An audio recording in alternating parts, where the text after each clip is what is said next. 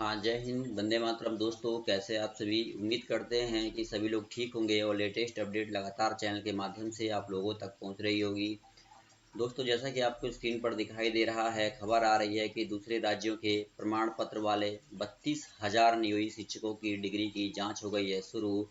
दोस्तों, मैं आपको बता दूं कि कहीं ना कहीं मैं आपको पहले भी अपडेट देता रहा हूं चैनल के माध्यम से कि जिस प्रकार से TRE 1 और TRE 2 में शिक्षक भर्ती की प्रक्रिया संपन्न हुई है, तो इन दोनों ही भर्ती प्रक्रियाओं में अब जांच की प्रक्रिया भी चल रही है, जिससे कि लगातार फर्जी अभ्यर्थी जो है वो पकड़े जा रहे हैं। दूसरी ओर आप देख सकते हैं कि नियोजित शिक्षकों का मामला भी बिल्कुल ऐसा ही है। लंबे समय से नियोजित शिक्षक विद्यालयों में पढ़ा रहे हैं, लेकिन उसके बावजूद भी, जी हाँ दोस्तों, मैं आपको बता दूं कि उसके बावजूद भी जो है अभी तक जो है लगभग लगभग मैं बता दूं हजारों की संख्या में ऐसे नियोजित शिक्षक हैं जिनकी डिग्रियां जो है वो शक के घेरे में है और ये कभी भी पकड़े जा सकते हैं। ये लोग, उनकी नौकरियां जो है वो जा सकती है। तो जैसे खबर आया है आज ब्यूरो जागरण पटना से कि प्रदेश के नियोजित शिक्षकों के प्रमाण पत्रों की सत्यापन को लेकर राज्य निगरानी ब्यूरो एक बार फिर सख्त हो गया है।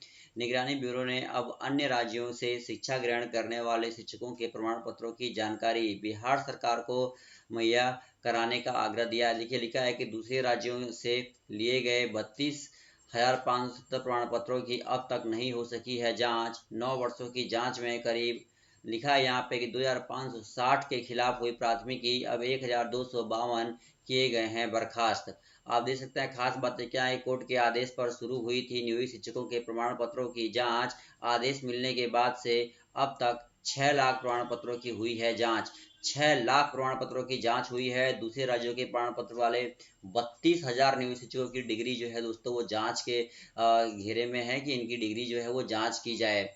आप देख सकते हैं लिखा है कि 32,000 से अधिक नियोजित शिक्षक ऐसे हैं जिन्होंने बाहर के राज्यों के शैक्षणिक प्रमाण पत्र बिहार में नियोजन के लिए जमा किए थे। अब प्रमाण पत्रों की सत्यता की परख का काम शुरू हो गया है। देख सकते हैं लिखा है सचिव और 4 सचिवों को एक पत्र भेजा गया है। पत्र में नियोजित शिक्षकों के प्रमाण पत्रों की जारी जांच का हवाला देकर कहा गया है कि निगरानी ब्यूरो ने कोर्ट के आदेश के बाद नियोजित शिक्षकों के प्रमाण पत्रों की जांच प्रारंभ की थी। लंबी चली जांच के दौरान अब तक 6 लाख प्रमाण पत्रों का सत्यापन किया गया है। दर्ज की गई है प्राथमिकी, आप देख सकते हैं 1,252 शिक्षकों को बर्खास्त भी किया गया है। इसके बावजूद 32,570 प्रमाण पत्रों की जांच में है। इस वजह से नहीं हो पाई है क्योंकि प्रमाण पत्र राज्य के बाहर के शैक्षणिक हैं संस्थान से हैं। पत्र में आग्रह भी किया गया है, संबोधित भी किया गया है। लिखा है कोर्ट के आदेश पर शुरू हुई थी नियोजित शिक्षकों के प्रमाण पत्रों की जांच। आदेश मिलने के बाद से अब तक 6 लाख प्रमाण पत्रों की हुई है जांच। निगरानी को करीब 2.81 लाख शिक्षकों के फोल्डर ही मिल पाए हैं। विभिन्न बोर्ड, कॉलेज, विश्वविद्यालय के प्रमाण पत्र आप दे सकते हैं। तो स्पष्ट रूप से जांच के लिए निगरानी ब्यूरो की ओर से दूसरे राज्यों के मुख्य सचिवों को भेजा गया है पत्र। स्पष्ट रूप से बड़ी खबर आ रही है सामने उभर के, जैसा कि आपको स्क्रीन पर दिखाई दे रहा है दोस्तों। और कहीं ना कहीं हम कह सकते हैं कि भाई जांच की प्रक्रिया अब तेजी से आगे बढ़ेगी। 32,000 से ज़्यादा प्रमाण पत्रों का जो है सत्यापन जो है वो किया गया है और इस प्रकार से जो है लगातार फर्जी अभ्यर्थी पकड़े जा रहे हैं।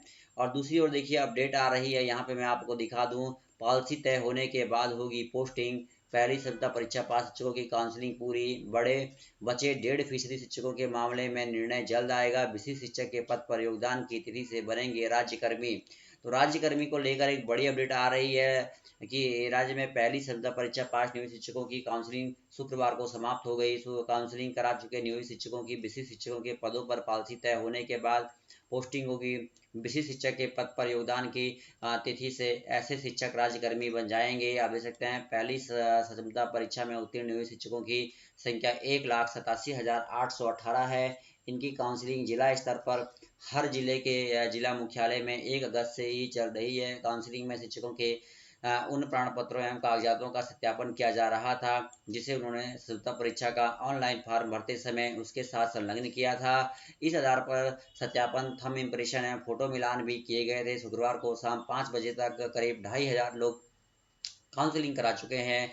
शेष की काउंसलिंग रात तक पूरी हो जाने की संभावना है। आधिकारिक सूत्रों के अनुसार पहले चरण की क्षमता परीक्षा उत्तीर्ण शिक्षकों में से करीब 1.5 से 2% शिक्षक या तो काउंसलिंग में से छूट गए हैं या उनकी काउंसलिंग विभिन्न वजहों से नहीं हो पा रही है। इनकी काउंसलिंग कराने पर शिक्षा विभाग विचार कर रहा है। इसके बाद विभाग निर्णय लेगा कि जो लोग छूट गए हैं उनकी काउंसलिंग का शेड्यूल जारी किया गया है। तो आप देख सकते हैं शिक्षकों की भी लिखा है कि खासी है, इसके दस्तावेज और आधार मिलान विभिन्न जगहों से नहीं हो सके हैं। जिन शिक्षकों की काउंसलिंग हो चुकी है उन्हें अब विशिष्ट शिक्षक के पद पर अपनी पोस्टिंग के लिए इंतजार करना होगा, इसलिए कि पोस्टिंग की पॉलिसी तय करने वाली कमेटी की रिपोर्ट आनी बाकी है। कमेटी के अध्यक्ष शिक्षा विभाग के सचिव हैं। तो कहीं ना कहीं आप देख सकते हैं, जबकि लिखा है कि बिहार शिक्षा परियोजना परिषद के राज्य परियोजना निरीक्षक, माध्यमिक शिक्षा निरीक्षक एवं प्राथमिक शिक्षा निरीक्षक इसके सदस्य हैं। कमेटी को शिक्षकों के स्थानांतरण, पदस्थापना के साथ ही अनुकंपा नियुक्ति, स्कूल टाइमिंग एवं बिहार शिक्षा सेवा के प्रशासनिक एवं उप संवर्ग के पुनर्गठन पर भी अपनी रिपोर्ट देनी है। तो देख सकते हैं कि एक बड़ी अपडेट आ रही है, जैसा कि मैं आपको स्क्रीन पर दिखा रहा हूँ। दूसरी ओर अभी अभी देख सकते हैं शिक्षा विभाग का एक पत्र भी जारी हुआ है।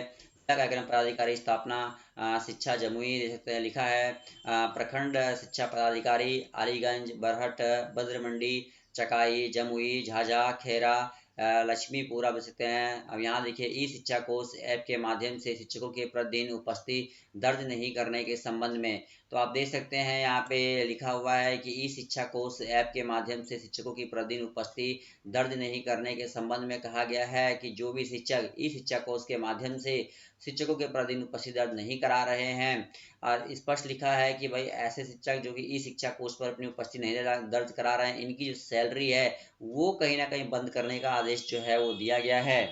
यहाँ देख सकते हैं आप, लिखा है कि उपरोक्त विषय के संबंध में अंकित करना है कि अपर मुख्य सचिव शिक्षा विभाग बिहार पटना, यहाँ पे दिया गया डेट के द्वारा राज्य के सरकारी विद्यालयों में कार्यरत शिक्षकों को तकनीकी आधारित ई शिक्षा कोष मोबाइल ऐप पर दिनांक 25/6/2024 से प्रतिदिन उपस्थिति दर्ज करने का निर्देश जो है वो दिया गया है। परंतु ज्ञात हो कि अपने प्रखंडाधीन 209 शिक्षक ऐसे ऐसे जिनके द्वारा उपस्थिति दर्ज नहीं की गई है। उपरोक्त के आलोक में आपको निर्देश दिया जाता है कि पत्र के साथ संलग्न सूची में अंकित शिक्षकों की उपस्थिति दर्ज करवाना सुनिश्चित करेंगे।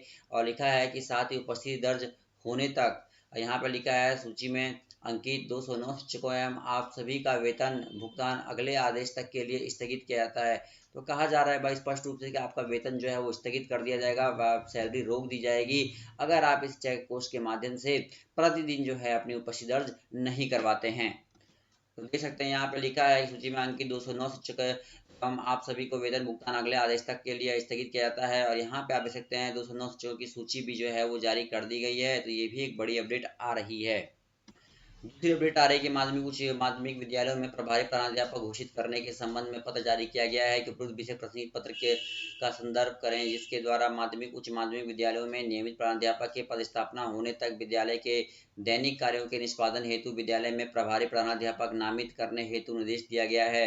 अब आप देख सकते हैं कहा गया है कि भाई माध्यमिक उच्च माध्यमिक विद्यालयों में प्रभारी प्रधानाध्यापक घोषित करने के संबंध में ये पत्र जारी किया गया है। कहा गया है कि भाई जो भी आपके माध्यमिक उच्च माध्यमिक विद्यालय हैं वहाँ पर कहा गया है कि प्रभारी प्रधानाध्यापक घोषित किया जाएगा। तो ये भी एक बड़ी अपडेट आ रही है, जैसे मैं आपको स्क्रीन पर दिखा रहा हूँ।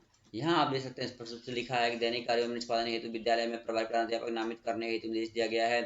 उक्त पत्र की प्रति संलग्न पर कर भेजते हुए निर्देश दिया गया है कि वर्णित पत्र में दिए गए निर्देश का अनुपालन सुनिश्चित कराते हुए निम्न प्रपत्र में विद्यालय के प्रधानाध्यापक प्रभारी प्रधानाध्यापक के संबंध में गूगल सीट में सूचना उपलब्ध कराना सुनिश्चित किया जाए।